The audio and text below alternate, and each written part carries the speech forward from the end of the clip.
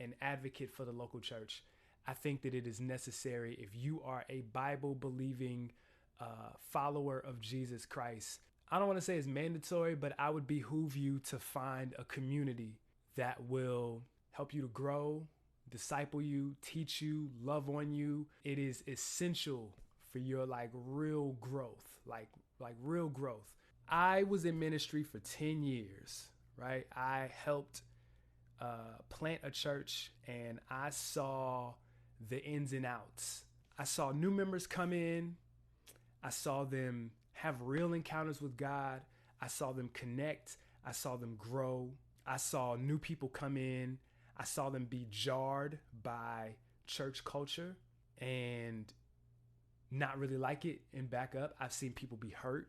But one thing I noticed, especially with this generation, they get taught church culture, but it goes hand in hand with like biblical theology. Or they're made to assume that the way that we do things is the way that God wants us to do things. And when those things get questioned, you start hearing words like rebellious, lacking honor. Basically, those questions mean that they are disobeying God because they're questioning leadership, or they're questioning how things go. And so these people leave church, or they leave this particular church, and dare I say, they're still looking for God. But what ends up happening is some churches will use language to make it seem like if you've left their church, you've left the faith altogether. And that's not true.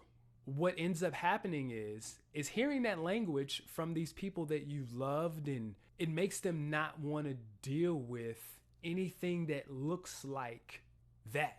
And now you're turning them off to not only the church, but you're turning them off to Christianity as a whole. And they slowly start drifting away further and further and further and further. And then, sure, that's where the language of backsliding could come into play. I wish that Christian culture made space for people to ask questions and for people to seek and look. And it's not to say that those pockets don't exist, but I don't believe that that culture is universally curated and embraced and accepted. Because what happens is people don't look publicly, especially now in social media where people are putting all their business out in real time. Like, yo, looking for God looks crazy. And when you're looking for him, you might say some stuff. You might stop on some theology or some ways that you think that people ain't really gonna rock with. Certain things should exist in that culture that helps people to seek and search, like within healthy parameters.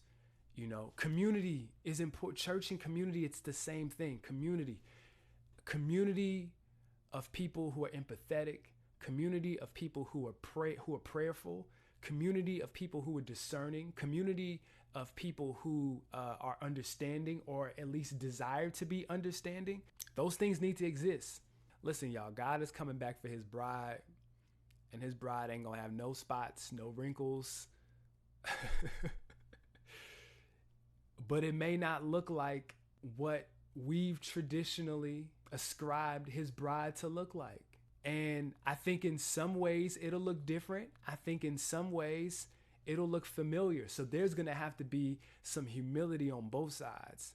People who are super pro traditional church are going to have to recognize that there are some people who are finding God in these pockets of the earth that they've been made to believe is demonic.